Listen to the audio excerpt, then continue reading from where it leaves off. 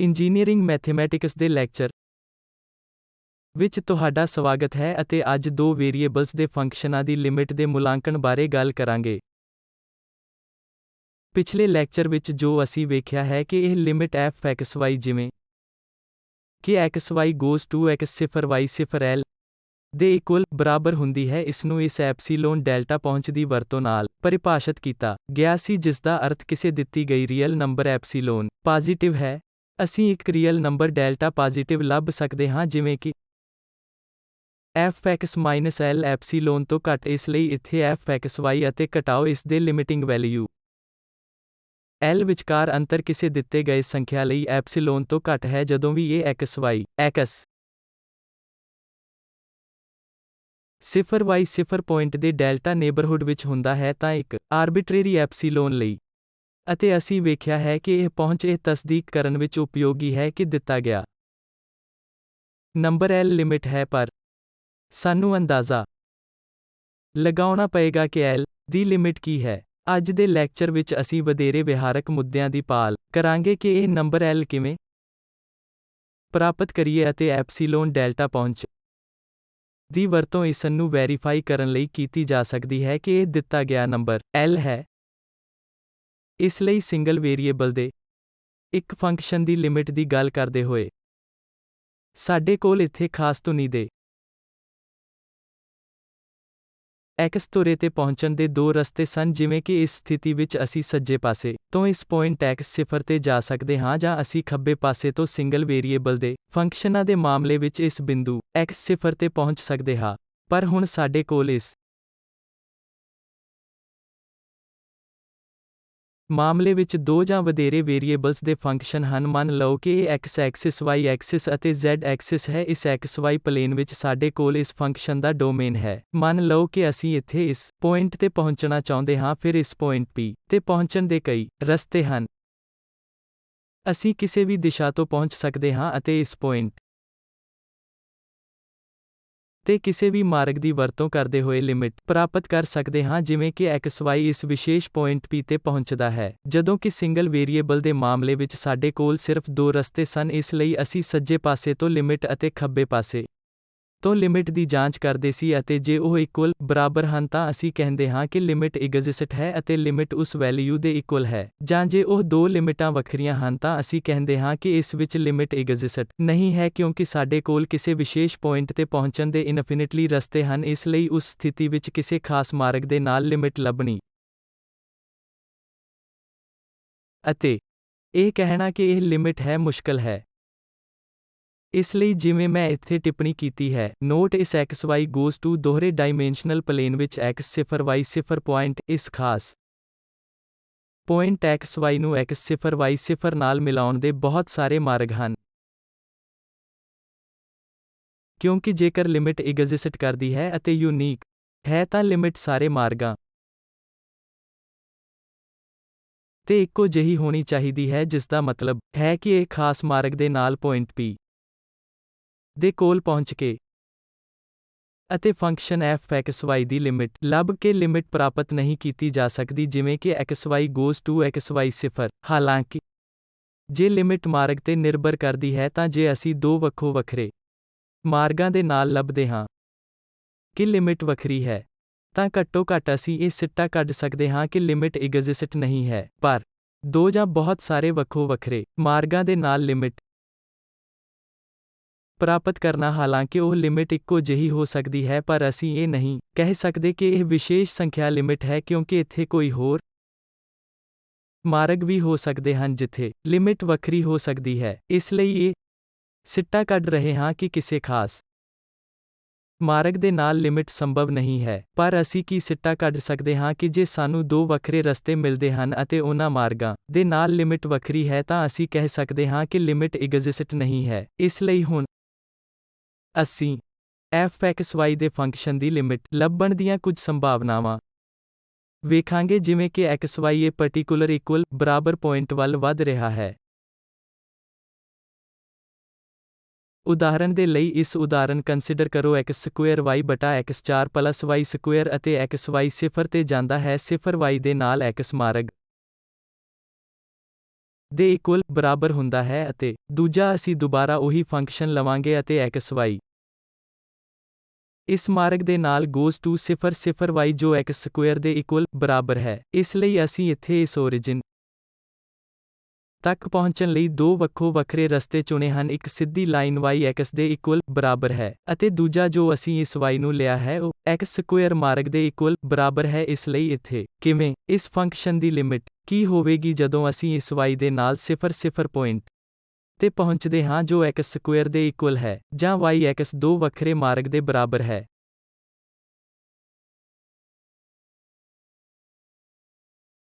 ਇਸ ਲਈ ਜੇ ਅਸੀਂ y ਨੂੰ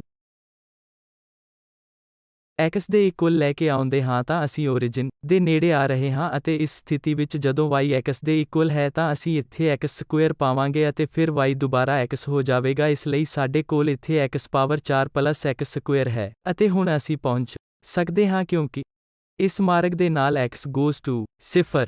ਹੁਣ ਅਸੀਂ ਇਸ y ਨੂੰ x ਦੇ ਇਕੁਅਲ ਸੀਮਤ ਕਰ ਦਿੱਤਾ ਹੈ, ਇਸ ਲਈ ਅਸੀਂ ਇੱਥੇ y ਨੂੰ x ਦੇ ਇਕੁਅਲ ਰੱਖਿਆ ਹੈ। ਇਸ ਲਈ ਹੁਣ ਅਸੀਂ ਇਹ ਲੈ ਸਕਦੇ ਹਾਂ ਕਿ x goes to 0 ਇਸ ਲਿਮਿਟ ਦਾ ਕੀ ਹੋਵੇਗਾ। ਇਸ ਲਈ ਇੱਥੇ ਲਿਮਿਟ x goes to 0 ਅਤੇ ਇਹ x ਸਕੁਏਅਰ ਹੈ ਜਿਸ ਨੂੰ ਅਸੀਂ ਕੈਂਸਲ ਕਰ ਸਕਦੇ ਹਾਂ। ਇਸ ਲਈ ਤੁਹਾਡੇ ਕੋਲ ਅਜੇ ਵੀ x over x square plus 1 ਹੈ ਅਤੇ ਫਿਰ ਇਹ ਲਿਮਿਟ 0 ਹੋ ਜਾਵੇਗੀ। ਇਸ ਲਈ ਇਸ ਮਾਰਗ ਦੇ ਨਾਲ y ਇਸ ਸਿੱਧੀ ਲਾਈਨ ਦੇ ਨਾਲ x ਦੇ ਇਕੁਅਲ ਹੈ ਜੋ origin ਦੇ ਨੇੜੇ ਆ ਰਹੀ ਹੈ।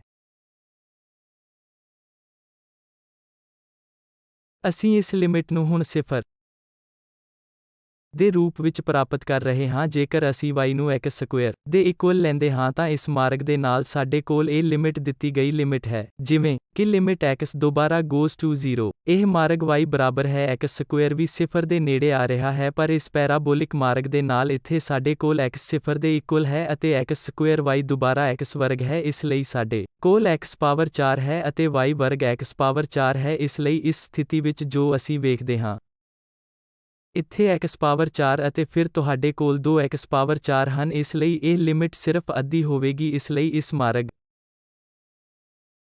ਦੇ ਨਾਲ ਸਾਨੂੰ ਲਿਮਿਟ ਅੱਧੀ ਮਿਲ ਰਹੀ ਹੈ। ਸਿੱਧੀ ਲਾਈਨ ਦੇ ਨਾਲ y ਜੋ x ਦੇ ਇਕੁਅਲ ਹੈ ਲਿਮਿਟ 0 ਹੈ, y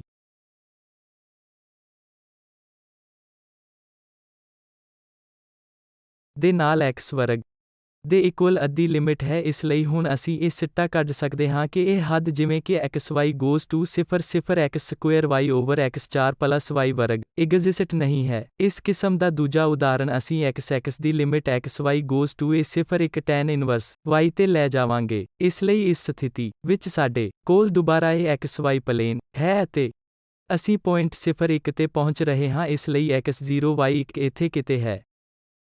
ਇਸ ਲਈ ਅਸੀਂ ਦੋ ਮਾਰਗਾਂ ਨੂੰ ਦੁਬਾਰਾ ਲਵਾਂਗੇ। ਅਸੀਂ ਇਸ y ਨੂੰ ਠੀਕ ਕਰ ਸਕਦੇ ਹਾਂ ਅਤੇ ਇਹਨਾਂ ਦੋ ਮਾਰਗਾਂ ਨੂੰ ਲਵਾਂਗੇ ਜਿਵੇਂ ਕਿ x ਇਸ ਪੁਆਇੰਟ ਤੇ ਸੱਜੇ ਪਾਸੇ ਜਾਂ ਖੱਬੇ ਪਾਸੇ ਤੋਂ ਪਹੁੰਚਦਾ ਹੈ। ਇਸ ਲਈ ਇਸ ਮਾਰਗ ਦੇ ਨਾਲ ਅਸੀਂ y ਨੂੰ 1 ਦੇ ਰੂਪ ਵਿੱਚ ਠੀਕ ਕਰਾਂਗੇ ਅਤੇ ਫਿਰ ਅਸੀਂ ਇਹਨਾਂ ਦੋ ਵਿਸ਼ੇਸ਼ ਮਾਰਗਾਂ ਦੇ ਨਾਲ ਇਸ ਲਿਮਿਟ ਨੂੰ ਲਵਾਂਗੇ ਜਾਂ ਇਸ ਦਾ ਮੁਲਾਂਕਣ ਕਰਾਂਗੇ। ਇਸ ਸਥਿਤੀ ਵਿੱਚ ਜੇ ਅਸੀਂ y ਨੂੰ 1 ਦੇ ਇਕੁਅਲ ਬਰਾਬਰ ਰੱਖਦੇ ਹਾਂ ਅਤੇ ਫਿਰ ਇਸ ਦੋ ਦਿਸ਼ਾਵਾਂ ਤੋਂ x ਤੋਂ 0 ਤੱਕ ਪਹੁੰਚਦੇ ਹਾਂ। ਇਸ ਲਈ ਜੇ ਇਹ ਲੈਫਟ ਹੈਂਡ ਸਾਈਡ ਤੋਂ ਜਾਂਦਾ ਹੈ ਜਿਵੇਂ x goes to 0 ਇਸ ਲਈ tan ਇਨਵਰਸ 1 ਓਵਰ x ਕਰੋ ਤਾਂ ਤੁਸੀਂ ਨੋਟ ਕਰੋ ਕਿ ਜੇ x ਨੈਗੇਟਿਵ ਹੈ ਤਾਂ ਇੱਥੇ 1 ਓਵਰ x ਦੇ ਉੱਪਰ ਇਹ ਸਾਰੇ ਨੰਬਰ ਨੈਗੇਟਿਵ ਹੋਣਗੇ। ਜਿਵੇਂ ਕਿ x ਇਨਫਿਨਿਟੀ ਦੇ ਨੇੜੇ ਪਹੁੰਚਦਾ ਹੈ ਇਹ 1 ਓਵਰ x ਮਾਈਨਸ ਇਨਫਿਨਿਟੀ ਦੇ ਨੇੜੇ ਆਵੇਗਾ। ਇਸ ਲਈ tan ਇਨਵਰਸ ਮਾਈਨਸ ਇਨਫਿਨਿਟੀ ਘਟਾਓ ਪਾਈ ਓਵਰ 2 ਪ੍ਰਾਪਤ ਕਰੇਗਾ। ਇਸੇ ਤਰ੍ਹਾਂ ਜੇ ਅਸੀਂ ਇਸ 0 1 ਪੁਆਇੰਟ ਦੇ ਸੱਜੇ ਪਾਸੇ ਤੋਂ ਇਸ ਪੁਆਇੰਟ ਤੇ ਪਹੁੰਚਦੇ ਹਾਂ, ਫਿਰ ਇਸ ਸਥਿਤੀ ਵਿੱਚ ਇਹ ਅਨੰਤ ਅਤੇ tan ਇਨਵਰਸ ਇਨਫਿਨਿਟੀ ਬਣ ਜਾਵੇਗਾ। ਇਸ ਲਈ ਸਾਨੂੰ 2 ਦੇ ਨਾਲ ਪਾਈ ਬਾਏ 2 ਦੇ ਰੂਪ ਵਿੱਚ ਲਿਮਿਟ ਮਿਲੇਗੀ। ਇਸ ਲਈ ਇਸ ਉਦਾਹਰਣ ਵਿੱਚ ਅਸੀਂ ਦੁਬਾਰਾ ਦੋ ਵੱਖਰੇ ਮਾਰਗਾਂ ਦੇ ਨਾਲ ਵੇਖਿਆ ਹੈ। ਸਾਡੇ ਕੋਲ ਦੋ ਵੱਖਰੀਆਂ ਲਿਮਿਟਸ ਹਨ। ਇਸ ਲਈ ਅਸੀਂ ਕੀ ਸਿੱਟਾ ਕੱਢ ਸਕਦੇ ਹਾਂ ਕਿ ਦੁਬਾਰਾ ਦਿੱਤੀ ਗਈ limit x y goes to 0 ਇੱਕ tan inverse y over x exist ਨਹੀਂ ਹੈ ਕਿਉਂਕਿ ਇਹ ਲਿਮਿਟ ਮਾਰਗ ਤੇ ਨਿਰਭਰ ਕਰਦੀ ਹੈ। ਜੇ ਅਸੀਂ ਇਹ ਅਗਲੀ ਉਦਾਹਰਣ xy ਨੂੰ x square plus y square ਅਤੇ xy goes to ਇਸ ਮਾਮਲੇ ਵਿੱਚ 0 0 ਅਸੀਂ origin ਦੇ ਨੇੜੇ ਜਾ ਰਹੇ ਹਾਂ ਅਤੇ function xy over x square plus y square ਹੈ। ਇਸ ਲਈ ਅਸੀਂ ਇਹ ਜਨਰਲ ਮਾਰਗ ਲੈਂਦੇ ਹਾਂ y ਜੋ mx ਦੇ ਬਰਾਬਰ ਹੁੰਦਾ ਹੈ। ਇਸ ਦਾ ਮਤਲਬ ਹੈ ਕਿ ਇੱਥੇ y ਵੱਖੋ ਵੱਖਰੇ m ਦੇ ਨਾਲ mx ਦੇ ਇਕੁਅਲ ਹੈ। ਇਸ ਲਈ ਅਸੀਂ ਇਸ ਪੁਆਇੰਟ ਤੇ ਪਹੁੰਚ ਰਹੇ ਹਾਂ ਵੱਖਰੀਆਂ ਸਿੱਧੀਆਂ ਰੇਖਾਵਾਂ ਦੇ ਨਾਲ। ਇਸ ਲਈ ਇਹਨਾਂ ਸਿੱਧੀਆਂ ਰੇਖਾਵਾਂ ਦੀ ਸਲੋਪ ਵੱਖਰੀ ਹੈ। ਇਸ ਲਈ m ਕੋਈ ਵੀ ਵੈਲਿਊ ਲੈ ਸਕਦਾ ਹੈ ਅਤੇ ਫਿਰ ਅਸੀਂ ਇਹਨਾਂ ਸਿੱਧੀਆਂ ਲਾਈਨਾਂ ਦੇ ਨਾਲ ਇੱਥੇ 0 0 ਪੁਆਇੰਟ ਦੇ ਨੇੜੇ ਆ ਰਹੇ ਹਾਂ। ਇਸ ਸਥਿਤੀ ਵਿੱਚ ਇੱਥੇ ਇਹ ਲਿਮਿਟ ਕੀ ਹੋਵੇਗੀ? ਇਸ ਲਈ y ਅਸੀਂ ਸਬਸਟੀਟਿਊਟ ਕਰ ਸਕਦੇ ਹਾਂ ਕਿਉਂਕਿ ਪਹਿਲਾਂ y ਜੋ mx ਦੇ ਇਕੁਅਲ ਬਰਾਬਰ ਹੈ। ਇਸ ਲਈ ਇੱਥੇ mx ਸਕੁਏਅਰ ਹੋਵੇਗਾ ਅਤੇ ਫਿਰ x ਸਕੁਏਅਰ ਜਮਾ m ਸਕੁਏਅਰ x ਸਕੁਏਅਰ ਅਤੇ x ਸਕੁਏਅਰ ਰੱਦ ਹੋ ਜਾਣਗੇ ਅਤੇ ਸਾਨੂੰ m over 1 plus m square ਮਿਲੇਗਾ। ਇਸ ਲਈ ਅਸੀਂ ਦੁਬਾਰਾ ਕੀ ਵੇਖਦੇ ਹਾਂ ਕਿ m ਦੇ ਵੱਖੋ ਵੱਖਰੇ ਮੁੱਲਾਂ ਲਈ ਸਾਨੂੰ ਵੱਖਰੀ ਲਿਮਿਟ ਮਿਲ ਰਹੀ ਹੈ। ਇਸ ਲਈ ਲਿਮਿਟ ਮਾਰਗ ਤੇ ਨਿਰਭਰ ਕਰਦੀ ਹੈ ਅਤੇ ਦੁਬਾਰਾ ਇਹ ਲਿਮਿਟ ਐਗਜ਼ਿਸਟ ਨਹੀਂ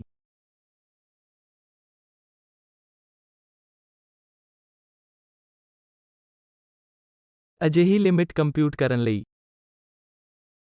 ਇੱਕ ਵਿਕਲਪਿਕ ਪਹੁੰਚ ਇੱਕ ਵੱਖਰੀ ਕੋਆਰਡੀਨੇਟ ਪ੍ਰਣਾਲੀ ਦੀ ਵਰਤੋਂ ਕਰ ਸਕਦੀ ਹੈ ਅਤੇ ਅਸੀਂ ਕੋਆਰਡੀਨੇਟ ਸਿਸਟਮ ਨੂੰ ਕਾਰਟੀਜ਼ੀਅਨ ਤੋਂ ਪੋਲਰ ਕੋਆਰਡੀਨੇਟਸ ਵਿੱਚ ਤਬਦੀਲੀ ਦੀ ਵਰਤੋਂ ਕਰ ਸਕਦੇ ਹਾਂ। ਇਸ ਸਥਿਤੀ ਵਿੱਚ ਅਸੀਂ ਉਸ ਪਰਿਵਰਤਨ ਨੂੰ ਜਾਣਦੇ ਹਾਂ ਜੋ x ਹੈ r cos ਥੀਟਾ ਦੇ ਇਕੁਅਲ ਹੈ ਅਤੇ y r sin ਥੀਟਾ ਦੇ ਇਕੁਅਲ ਹੈ। ਇਸ ਲਈ ਇਸ ਸਥਿਤੀ ਵਿੱਚ ਅਸੀਂ ਹੁਣ ਵੱਖਰੇ ਕੋਆਰਡੀਨੇਟ ਸਿਸਟਮ ਤੇ ਕੰਮ ਕਰਾਂਗੇ ਅਤੇ ਪੋਲਰ ਕੋਆਰਡੀਨੇਟ ਵਿੱਚ ਇਸ ਲਈ ਇਹ limit xy goes to 0 0 xy over x square y square ਨੂੰ sin ਥੀਟਾ cos ਥੀਟਾ ਦੇ ਰੂਪ ਵਿੱਚ ਦਿੱਤਾ ਜਾਵੇਗਾ ਕਿਉਂਕਿ ਜੇ ਅਸੀਂ ਇੱਥੇ ਬਦਲਦੇ ਹਾਂ x ਅਸੀਂ r cos ਥੀਟਾ ਅਤੇ y ਨੂੰ r sin ਥੀਟਾ ਦੇ ਰੂਪ ਵਿੱਚ ਸਬਸਟੀਟਿਊਟ ਕਰਦੇ ਹਾਂ ਅਤੇ ਫਿਰ x square plus y square r ਵਰਗ ਬਣ ਜਾਣਗੇ ਅਤੇ ਇਹ ਲਿਮਿਟ ਇੱਥੇ xy goes to 0 ਇਹ ਲਿਮਿਟ ਹੋਵੇਗੀ ਜਿਵੇਂ ਕਿ r 0 ਤੇ ਜਾਂਦੀ ਹੈ ਕਿਉਂਕਿ ਪੋਲਰ ਕੋਆਰਡੀਨੇਟ ਵਿੱਚ ਹੁਣ ਸਾਡੇ ਕੋਲ ਇਹ r ਹੈ ਅਤੇ ਇਹ ਥੀਟਾ ਹੈ ਅਤੇ ਇਹ r ਹੈ।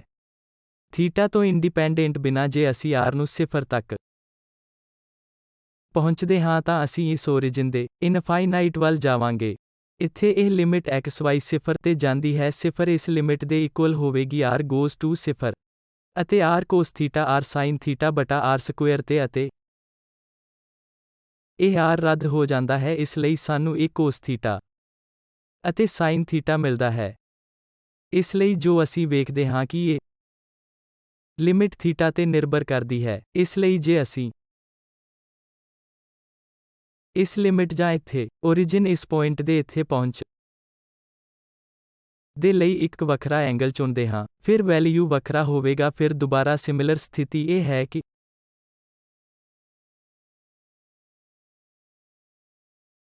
ਲਿਮਿਟ ਐਂਗਲ ਥੀਟਾ ਤੇ ਨਿਰਭਰ ਕਰਦੀ ਹੈ ਜਾਂ ਇਹ ਉਸ ਮਾਰਗ ਤੇ ਨਿਰਭਰ ਕਰਦੀ ਹੈ ਜੋ ਅਸੀਂ ਕਹਿ ਸਕਦੇ ਹਾਂ ਅਤੇ ਇਸ ਲਈ ਇਹ ਐਗਜ਼ਿਸਟ ਨਹੀਂ ਹੈ। ਪਰ ਜੋ ਅਸੀਂ ਅੱਜ ਦੇ ਲੈਕਚਰ ਵਿੱਚ ਸਮਝਾਂਗੇ ਕਿ ਬਹੁਤ ਸਾਰੇ ਮਾਮਲਿਆਂ ਵਿੱਚ ਕੋਆਰਡੀਨੇਟ ਸਿਸਟਮ ਦੀ ਇਹ ਤਬਦੀਲੀ ਬਹੁਤ ਮਦਦਗਾਰ ਹੈ। ਉਦਾਹਰਣ ਦੇ ਲਈ ਅਸੀਂ ਇਸ ਸਮੱਸਿਆ ਨੂੰ ਕੰਸੀਡਰ ਕਰਦੇ ਹਾਂ x square y ਬਟਾ x square plus y square ਅਤੇ ਜੇ ਅਸੀਂ ਪਹਿਲਾਂ ਦੇ ਰੂਪ ਵਿੱਚ ਬਦਲ ਕੇ ਕੋਆਰਡੀਨੇਟ ਸਿਸਟਮ ਨੂੰ ਪੋਲਰ ਵਿੱਚ ਸਬਸਟੀਟਿਊਸ਼ਨ ਕਰਦੇ ਹਾਂ ਅਸੀਂ ਇਹ ਲਿਮਿਟ ਲਿਖ ਸਕਦੇ ਹਾਂ xy goes to 0 0 x square y ਬਟਾ x square y square ਦੇ ਇਕੁਅਲ ਹੁੰਦਾ ਹੈ।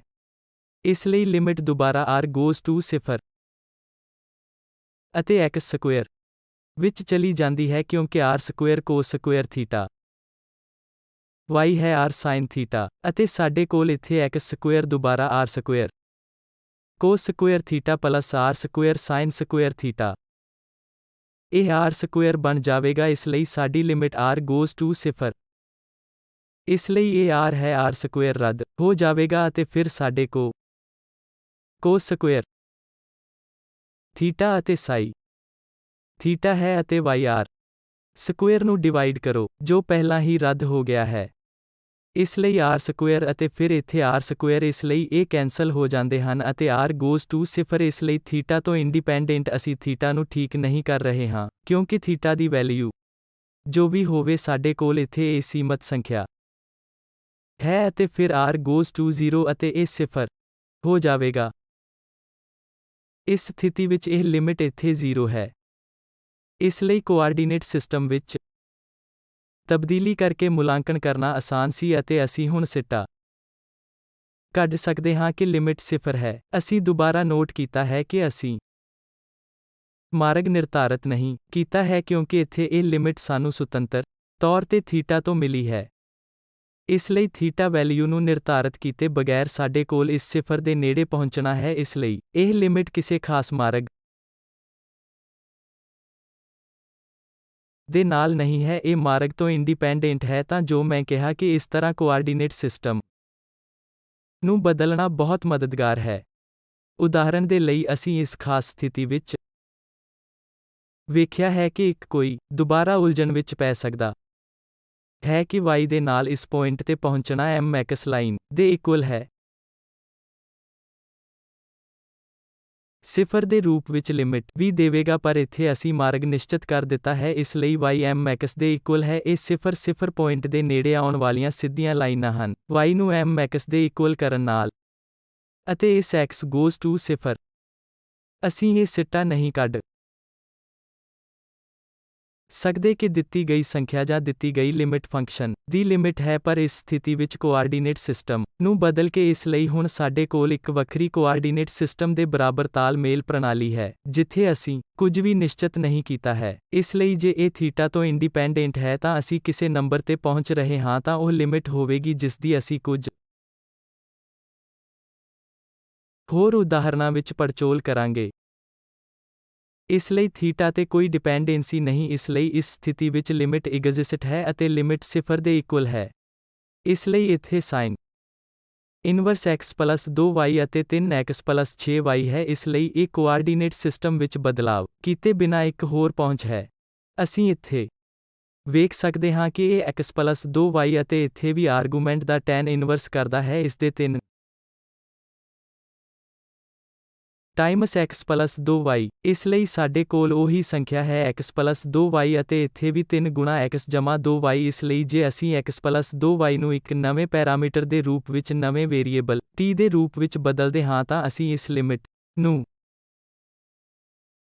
ਸਾਈਨ ਇਨਵਰਸ ਲਿਮਿਟ ਵਿੱਚ ਸਬਸਟੀਟਿਊਟ ਕਰ ਸਕਦੇ ਹਾਂ। ਇਸ ਲਈ ਇਹ ਹੈ t ਦੇ ਰੂਪ ਵਿੱਚ ਕਨਵਰਟ ਕੀਤਾ ਗਿਆ ਅਤੇ ਫਿਰ tan ਇਨਵਰਸ 3 ਟਾਈਮਸ t ਅਤੇ ਲਿਮਿਟ t 0 ਦੇ ਨੇੜੇ ਆ ਗਈ ਹੈ।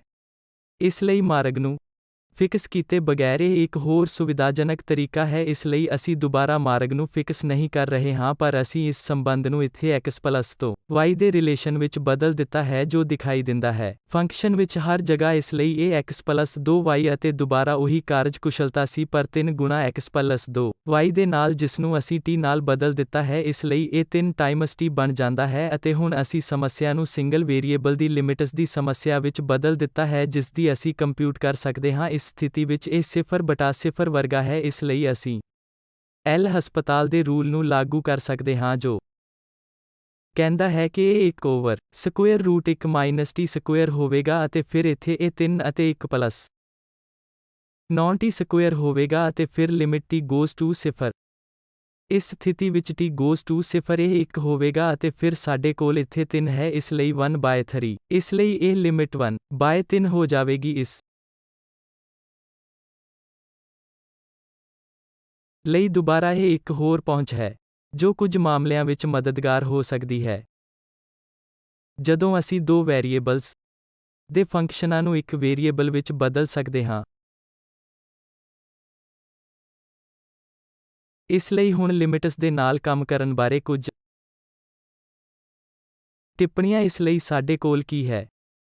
ਜੇਕਰ limit f(x,y) goes to L1 ਅਤੇ xy goes to x0 ਕਿਉਂਕਿ L2 ਇਹ ਦੋ ਲਿਮਿਟ ਦਿੱਤੀਆਂ ਗਈਆਂ ਹਨ, ਫਿਰ ਅਸੀਂ ਇਸ ਕੇ ਟਾਈਮਸ ਦੀ ਕੰਪਿਊਟ ਕਰ ਸਕਦੇ ਹਾਂ f(x,y) ਜੋ f(x,y) ਦੀ ਕੇ ਟਾਈਮਸ ਲਿਮਿਟ ਹੋਵੇਗੀ ਕਿਉਂਕਿ xy goes to x0 y0। ਇਸ ਲਈ ਇਹ ਕੇ ਕੌਨਸਟੈਂਟ ਹੈ। ਇਸ ਲਈ ਇਹ ਲਿਮਿਟ ਕੇ ਟਾਈਮਸ L1 ਹੋਵੇਗੀ ਜਦੋਂ ਅਸੀਂ ਇਸ f(xy) ਅਤੇ ਪਲਸ ਜਾਂ ਮਾਈਨਸ gxy ਨੂੰ ਜੋੜਾਂਗੇ। ਸਾਡੇ ਕੋਲ ਸੀਮਤ ਮਾਤਰਾਵਾਂ ਹੋਣਗੀਆਂ ਉੱਥੇ L1 ਅਤੇ L2 ਹੋਵੇਗਾ। ਇਸ ਲਈ ਇਹ limit L 1 L2 L1 plus ਅਤੇ ਮਾਈਨਸ ਹੋਵੇਗਾ। ਜੇ ਇੱਥੇ ਇੱਕ ਪਲੱਸ ਹੈ ਤਾਂ ਇੱਥੇ ਪਲੱਸ ਦਿਖਾਈ ਦੇਵੇਗਾ, ਜੇ ਇਹ ਇੱਥੇ ਇੱਕ ਮਾਈਨਸ ਹੈ ਤਾਂ ਮਾਈਨਸ L2 ਆਏਗਾ। ਹੁਣ ਸਾਡੇ ਕੋਲ ਦੋ ਫੰਕਸ਼ਨਾਂ fxy ਇਨਟੂ gxy ਦਾ ਪ੍ਰੋਡਕਟ ਹੈ। ਇਸ ਲਈ ਇਹ L1 ਅਤੇ L2 ਦਾ ਪ੍ਰੋਡਕਟ ਹੋਵੇਗਾ ਜੇ ਸਾਡੇ ਕੋਲ ਇੱਥੇ gxy ਦੇ ਉੱਪਰ fxy ਹੈ। ਇਸ ਸਥਿਤੀ ਵਿੱਚ ਜੇ ਇਹ L2 ਸਿਫਰ ਨਹੀਂ ਹੈ ਕਿਉਂਕਿ ਅਸੀਂ ਸਿਫਰ ਨਾਲ ਡਿਵਾਈਡ ਨਹੀਂ ਕਰ ਸਕਦੇ, ਜੇ L2 0 ਨਹੀਂ ਹਨ ਤਾਂ ਇਹ ਲਿਮਿਟ ਵੀ ਇਸ ਤਰ੍ਹਾਂ ਹੋਵੇਗੀ L1 L2 ਬਸ਼ਰਤੇ L2 ਸਿਫਰ ਦੇ ਇਕੁਅਲ ਨਹੀਂ ਹਨ। ਇਹਨਾਂ ਕਾਰਜਕਾਰੀ ਨਿਯਮਾਂ ਦਾ ਕੁਝ ਹੋਰ ਸਧਾਰਨਕਰਨ ਅਸੀਂ ਉਦੋਂ ਵੀ ਕੰਮ ਕਰ ਸਕਦੇ ਹਾਂ ਜਦੋਂ ਸਾਡੇ ਕੋਲ ਇਨਫਿਨਿਟੀ ਹੋਣ। ਇਸ ਲਈ ਜੇ ਇਹ ਲਿਮਿਟ fxy ਜਿਵੇਂ ਕਿ xy goes to ਸਿਫਰ ਤਾਂ 0 ਇਨਫਿਨਿਟੀ ਹੈ, ਅਤੇ ਇੱਥੇ ਇਸ gxy ਦੀ ਲਿਮਿਟ ਜਿਵੇਂ ਕਿ xy goes to ਸਿਫਰ y0 ਵੀ ਉਸ ਸਥਿਤੀ ਵਿੱਚ ਇਨਫਿਨਿਟੀ ਹੈ। ਅਸੀਂ ਇਹਨਾਂ ਦੋ ਫੰਕਸ਼ਨਾਂ ਦੇ ਪ੍ਰੋਡਕਟ ਦੀ ਇਸ ਲਿਮਿਟ ਕੰਪਿਊਟ ਕਰ ਸਕਦੇ ਹਾਂ fxy gxy ਕਿਉਂਕਿ xy ਸਿਫਰ y goes to ਸਿਫਰ ਤਾਂ ਇਨਫਿਨਿਟੀ ਅਤੇ ਇੱਥੇ ਵੀ ਸਾਡੇ ਕੋਲ ਪਲੱਸ ਅਨੰਤ ਅਤੇ ਅਨੰਤਤਾ ਹੈ, ਇਸ ਲਈ ਇਹ ਸੀਮਾ ਵੀ ਪਲੱਸ ਅਨੰਤ ਹੋਵੇਗੀ। ਅਸੀਂ ਦੋ ਫੰਕਸ਼ਨ ਵੀ ਜੋੜ ਸਕਦੇ ਹਾਂ ਅਤੇ ਲਿਮਿਟ ਲੈ ਸਕਦੇ ਹਾਂ ਕਿਉਂਕਿ xy ਸਿਫਰ y goes to ਸਿਫਰ ਅਤੇ ਇਹ ਇਨਫਿਨਿਟੀ ਪਲੱਸ ਇਨਫਿਨਿਟੀ ਹੋਵੇਗੀ ਜਿਸਨੂੰ ਅਸੀਂ ਜਾਣਦੇ ਹਾਂ ਕਿ ਇਹ ਦੁਬਾਰਾ ਇਨਫਿਨਿਟੀ ਹੈ। ਇੱਥੇ ਸਾਡੇ ਕੋਲ ਲਿਮਿਟ ਪਲੱਸ ਅਨੰਤਤਾ ਹੈ ਅਤੇ g ਮਾਈਨਸ ਇਨਫਿਨਿਟੀ ਤੱਕ ਪਹੁੰਚ ਰਿਹਾ ਹੈ ਕਿਉਂਕਿ xy goes to ਤੇ x ਸਿਫਰ y ਸਿਫਰ ਵਜੋਂ ਜਾਂਦਾ ਹੈ। ਇਸ ਲਈ ਇਸ ਸਥਿਤੀ a ਕਿਉਂਕਿ ਇੱਕ ਮਾਈਨਸ ਇਨਫਿਨਿਟੀ ਹੈ, ਦੂਸਰਾ ਪਲੱਸ ਇਨਫਿਨਿਟੀ ਹੈ, ਇਸ ਲਈ ਪ੍ਰੋਡਕਟ ਦੁਬਾਰਾ ਮਾਈਨਸ ਸਾਈਨ ਨਾਲ ਇਨਫਿਨਿਟੀ ਹੋ ਜਾਵੇਗਾ ਕਿਉਂਕਿ ਇੱਥੇ ਇੱਕ ਨੈਗੇਟਿਵ ਹੈ, ਇੱਕ ਪਲੱਸ ਸੋ ਪਲੱਸ ਹੈ ਅਤੇ ਇਨਟੂ ਮਾਈਨਸ ਇੱਕ ਮਾਈਨਸ ਹੈ। ਇੱਕ ਅਤੇ ਫਿਰ ਤੁਹਾਡੇ ਕੋਲ ਇਨਫਿਨਿਟੀ ਹੈ, ਇਸ ਲਈ ਇਹ ਇਨਫਿਨਿਟੀ ਦੇ ਕੋਲ ਪਹੁੰਚੇਗਾ। ਜੇ ਸਾਡੇ ਕੋਲ fxy ਹੈ ਕਿਉਂਕਿ ਇਹ ਇਨਫਿਨਿਟੀ ਵੱਲ ਜਾ ਰਿਹਾ ਹੈ ਅਤੇ gxy ਕੁਝ ਸੀਮਤ ਰੀਅਲ ਨੰਬਰ ਦੇ ਨੇੜੇ ਆ ਰਿਹਾ ਹੈ, ਇਸ ਸਥਿਤੀ ਵਿੱਚ ਅਸੀਂ ਅਜਿਹੀਆਂ ਲਿਮਿਟਸ ਦਾ ਮੁਲਾਂਕਣ ਕਰ ਸਕਦੇ ਹਾਂ fxy ਪਲੱਸ ਜਾਂ ਮਾਈਨਸ gxy ਕਿਉਂਕਿ ਇਹ ਪਹਿਲਾਂ ਹੀ ਇਨਫਿਨਿਟੀ ਹੈ ਅਤੇ ਫਿਰ ਸਾਡੇ ਕੋਲ ਇੱਥੇ gxy L ਦੇ ਇਕੁਅਲ ਹੈ। ਇਸ ਲਈ ਕੋਈ ਫਰਕ ਨਹੀਂ ਪੈਂਦਾ ਕਿ ਇਹ ਨੰਬਰ ਇੱਥੇ ਕੀ ਹੈ ਜਦੋਂ ਤੱਕ ਇਹ ਇੱਕ ਸੀਮਤ ਸੰਖਿਆ ਹੈ। ਫਿਰ ਇਹ ਲਿਮਿਟ ਸਿਰਫ ਇਨਫਿਨਿਟੀ ਦੂਜੀ ਹੋਵੇਗੀ ਜੇ ਸਾਡੇ ਕੋਲ ਇਨਫਿਨਿਟੀ ਹੈ ਅਤੇ ਫਿਰ ਇਹ ਲਿਮਿਟ L ਇਸ ਮਾਮਲੇ ਵਿੱਚ ਪੋਜ਼ਿਟਿਵ ਹੈ। ਅਸੀਂ ਪ੍ਰੋਡਕਟ ਦੇ ਰੂਲ ਲਈ ਜਾ ਸਕਦੇ ਹਾਂ, ਇਸ ਲਈ limit xy goes to xy ਸਿਫਰ fxy ਅਤੇ gxy ਤੇ ਲਿਮਿਟ ਕੀਤਾ ਜਾਂਦਾ ਹੈ ਅਤੇ ਇਹ ਪ੍ਰੋਡਕਟ ਇਸ ਦੇ ਇਕੁਅਲ ਹੋਵੇਗਾ ਕਿਉਂਕਿ ਇਹ L ਪੋਜ਼ਿਟਿਵ ਹੈ, ਇਸ ਲਈ ਚਿੰਨ੍ਹ ਨਹੀਂ ਬਦਲੇਗਾ ਅਤੇ ਇਹ ਪਲੱਸ ਇਨਫਿਨਿਟੀ ਹੋਵੇਗਾ। ਕੁਝ ਹੋਰ ਤਾਂ ਇੱਥੇ ਸਾਡੇ ਕੋਲ fxy ਇਨਫਿਨਿਟੀ ਦੇ ਨੇੜੇ ਆ ਰਿਹਾ ਹੈ ਅਤੇ ਇਹ gxy L ਦੇ ਨੇੜੇ ਆ ਰਿਹਾ ਹੈ, ਜੋ ਇਸ ਸਥਿਤੀ ਵਿੱਚ ਇਹ ਪ੍ਰੋਡਕਟ ਇੱਕ ਨੈਗੇਟਿਵ ਨੰਬਰ ਹੈ। ਕਿਉਂਕਿ fxy ਇਨਫਿਨਿਟੀ ਦੇ ਨੇੜੇ ਆ ਰਿਹਾ ਹੈ, ਪ੍ਰੋਡਕਟ ਇਨਫਿਨਿਟੀ ਵੱਲ ਜਾਵੇਗਾ ਪਰ ਇਸ ਨੈਗੇਟਿਵ L ਦੇ ਕਾਰਨ ਇਹ ਮਾਈਨਸ ਇਨਫਿਨਿਟੀ ਦੇ ਨੇੜੇ ਆ ਜਾਵੇਗਾ। ਹੁਣ ਜੇ fxy ਇਨਫਿਨਿਟੀ ਦੇ ਨੇੜੇ ਆ ਰਿਹਾ ਹੈ ਅਤੇ gxy ਇਹ ਰੀਅਲ ਨੰਬਰ ਹੈ ਤਾਂ ਲਿਮਿਟ ਇੱਕ ਰੀਅਲ ਨੰਬਰ ਹੈ। ਉਸ ਸਥਿਤੀ ਵਿੱਚ ਇੱਥੇ ਭਾਗ gxy ਓਵਰ fxy ਹੈ, ਇਸ ਲਈ ਇੱਥੇ ਇਹ fxy ਇਨਫਿਨਿਟੀ ਵੱਲ ਜਾ ਰਿਹਾ ਹੈ ਅਤੇ gxy ਕੁਝ ਸੰਖਿਆ L ਹੈ, ਉਸ ਸਥਿਤੀ ਵਿੱਚ ਇਹ ਲਿਮਿਟ ਹੋਵੇਗੀ। ਇਸ ਲਈ ਜੋ ਅਸੀਂ ਅੱਜ ਵੇਖਿਆ ਹੈ ਕਿ ਲਿਮਿਟ ਜੋ ਅਸੀਂ ਦੋ ਵੇਰੀਏਬਲ ਦੇ ਮਾਮਲੇ ਵਿੱਚ ਲਿਮਿਟ ਦਾ ਮੁਲਾਂਕਣ ਕਰ ਸਕਦੇ ਹਾਂ, ਪਰ ਸਾਨੂੰ ਸਾਵਧਾਨ ਰਹਿਣਾ ਪਏਗਾ ਕਿਉਂਕਿ xy ਪਲੇਨ ਵਿੱਚ ਹੁਣ ਅਸੀਂ ਕਈ ਦਿਸ਼ਾਵਾਂ ਤੋਂ ਇੱਕ ਵਿਸ਼ੇਸ਼ ਪੁਆਇੰਟ ਤੇ ਪਹੁੰਚ ਸਕਦੇ ਹਾਂ, ਜਦੋਂ ਕਿ ਇੱਕ ਵੇਰੀਏਬਲ ਦੇ ਮਾਮਲੇ ਵਿੱਚ ਸਾਡੇ ਕੋਲ ਲੈਫਟ ਹੈਂਡ ਸਾਈਡ ਤੋਂ ਰਾਈਟ ਹੈਂਡ ਸਾਈਡ ਸਿਰਫ ਦੋ ਦਿਸ਼ਾਵਾਂ ਸਨ, ਪਰ ਹੁਣ ਸਾਡੇ ਕੋਲ ਬਹੁਤ ਸਾਰੀਆਂ ਦਿਸ਼ਾਵਾਂ ਹਨ, ਇਸ ਲਈ ਇੱਕ ਵਿਸ਼ੇਸ਼ ਦਿਸ਼ਾ ਦੇ ਨਾਲ ਕੰਪਿਊਟਿੰਗ ਲਿਮਿਟ ਮਦਦ ਨਹੀਂ ਕਰੇਗੀ। ਪਰ ਘੱਟੋ ਘੱਟ ਜੇ ਸਾਨੂੰ ਦੋ ਦਿਸ਼ਾਵਾਂ ਮਿਲਦੀਆਂ ਹਨ ਜਿੱਥੇ ਲਿਮਿਟਸ ਵੱਖਰੀਆਂ ਹਨ ਤਾਂ ਅਸੀਂ ਇਹ ਸਿੱਟਾ ਕੱਢ ਸਕਦੇ ਹਾਂ ਕਿ ਲਿਮਿਟ ਐਗਜ਼ਿਸਟ ਨਹੀਂ ਹੈ, ਪਰ ਅਸੀਂ ਦੋ ਜਾਂ ਬਹੁਤ ਸਾਰੇ ਮਾਰਗਾਂ ਤੇ ਲਿਮਿਟ ਦਾ ਮੁਲਾਂਕਣ ਕਰਕੇ ਇਹ ਸਿੱਟਾ ਨਹੀਂ ਕੱਢ ਸਕਦੇ ਕਿ ਇਹ ਲਿਮਿਟ ਹੈ, ਭਾਵੇਂ ਇਹ ਲਿਮਿਟ ਕਈ ਮਾਰਗਾਂ ਤੇ ਇੱਕੋ ਜਿਹੀ ਹੋਵੇ। ਇਸ ਲਈ ਲਿਮਿਟ ਦੀ ਕੰਪਿਊਟਿੰਗ ਕਰਦੇ ਹੋਏ ਫਿਰ ਜੋ ਅਸੀਂ ਦੋ ਤਰੀਕਿਆਂ ਨੂੰ ਵੇਖਿਆ ਹੈ ਜੋ ਇੱਕ ਪੋਲਰ ਕੋਆਰਡੀਨੇਟ ਵਿੱਚ ਬਦਲ ਰਿਹਾ ਸੀ, ਉਸ ਸਥਿਤੀ ਵਿੱਚ ਮਦਦਗਾਰ ਹੋਵੇਗਾ ਜੇ r ਉਦਾਹਰਣ ਲਈ ਸਿਫਰ ਦੇ ਨੇੜੇ ਆ ਜਾਂਦਾ ਹੈ। ਜੇ ਪ੍ਰਸ਼ਨ ਵਿੱਚ ਲਿਮਿਟ ਉਸ ਸਥਿਤੀ ਵਿੱਚ origin ਦੇ ਨੇੜੇ ਆ ਰਹੀ ਹੈ ਤਾਂ ਅਸੀਂ ਕਹਿ ਸਕਦੇ ਹਾਂ ਜੇ r ਥੀਟਾ ਤੋਂ ਸੁਤੰਤਰ ਤੌਰ ਤੇ 0 ਦੇ ਨੇੜੇ ਆ ਰਿਹਾ ਹੈ। ਇਸ ਲਈ ਫਿਰ ਸਾਨੂੰ ਜੋ ਵੀ ਨੰਬਰ ਮਿਲਦਾ ਹੈ ਉਹ ਮਾਰਗ ਤੇ ਨਿਰਭਰ ਨਹੀਂ ਕਰਦਾ ਅਤੇ ਇਹ ਇੱਕ ਹੋਰ ਪਹੁੰਚ ਦੀ ਲਿਮਿਟ ਹੋਵੇਗੀ ਜੋ ਅਸੀਂ ਵੇਖੀ ਹੈ ਕਿ ਅਸੀਂ ਬਹੁਤ ਸਾਰੀਆਂ ਸਥਿਤੀਆਂ ਵਿੱਚ ਇੱਕ ਸੰਖਿਆ ਨੂੰ ਇੱਕ ਵੇਰੀਏਬਲ ਸਮੱਸਿਆ ਵਿੱਚ ਕਨਵਰਟ ਕਰ ਸਕਦੇ ਹਾਂ, ਅਤੇ ਫਿਰ ਅਸੀਂ ਉਦਾਹਰਣ ਵਜੋਂ ਲਿਮਿਟ ਨੂੰ ਖਤਮ ਕਰਨ ਲਈ L ਰੂਲ ਲਾਗੂ ਕਰ ਸਕਦੇ ਹਾਂ। ਇਸ ਲਈ ਇੱਕ ਵਾਰ ਫਿਰ ਅਸੀਂ ਅਗਲੇ ਲੈਕਚਰ ਵਿੱਚ ਹੋਰ ਵੇਖਾਂਗੇ ਕਿ ਪੋਲਰ ਕੋਆਰਡੀਨੇਟ ਵਿੱਚ ਤਬਦੀਲੀ ਕਰਨਾ ਲਿਮਿਟ ਦਾ ਮੁਲਾਂਕਣ ਕਰਨ ਵਿੱਚ ਸਿੱਧਾ ਸਹਾਇਕ ਹੈ, ਪਰ ਸਾਨੂੰ ਲਿਮਿਟ ਲੈਂਦੇ ਹੋਏ ਦੁਬਾਰਾ ਬਹੁਤ ਸਾਵਧਾਨ ਰਹਿਣਾ ਪਏਗਾ ਕਿਉਂਕਿ r goes to 0 ਇਹ ਐਂਗਲ ਥੀਟਾ ਤੇ ਨਿਰਭਰ ਨਹੀਂ ਹੋਣਾ ਚਾਹੀਦਾ ਹੈ। ਇਸ ਲਈ ਜੇ ਥੀਟਾ ਤੋਂ ਸੁਤੰਤਰ ਤੌਰ ਤੇ ਅਸੀਂ ਕਿਸੇ ਨੰਬਰ ਤੇ ਪਹੁੰਚ ਰਹੇ ਹਾਂ ਤਾਂ ਅਸੀਂ ਇਹ ਸਿੱਟਾ ਕੱਢ ਸਕਦੇ ਹਾਂ ਕਿ ਇਹ ਲਿਮਿਟ ਹੈ, ਪਰ ਜੇ ਇਹ ਲਿਮਿਟ ਥੀਟਾ ਤੇ ਨਿਰਭਰ ਕਰਦੀ ਹੈ ਤਾਂ ਇਹ ਫਿਰ ਮਾਰਗ ਡਿਪੈਂਡਿੰਗ ਲਿਮਿਟ ਹੈ, ਅਤੇ ਇਸ ਲਈ ਲਿਮਿਟ ਐਗਜ਼ਿਸਟ ਨਹੀਂ ਹੈ। ਇਸ ਲਈ ਅਸੀਂ ਇਹਨਾਂ ਮੁੱਦਿਆਂ ਤੇ ਹੋਰ ਗੱਲ ਕਰਾਂਗੇ। ਉਹ ਕੀ ਹੋ ਸਕਦਾ ਹੈ ਜੋ ਕਿ ਕੋਆਰਡੀਨੇਟ ਸਿਸਟਮ ਨੂੰ ਪੋਲਰ ਕੋਆਰਡੀਨੇਟ ਅਤੇ ਹੋਰ ਉਦਾਹਰਣਾਂ ਵਿੱਚ ਬਦਲਣ ਨਾਲ ਸਮੱਸਿਆ ਹੋ ਸਕਦੀ ਹੈ। ਇਸ ਲੈਕਚਰ ਨੂੰ ਤਿਆਰ ਕਰਨ ਲਈ ਵਰਤੇ ਗਏ ਹਵਾਲੇ ਹਨ। ਧੰਨਵਾਦ।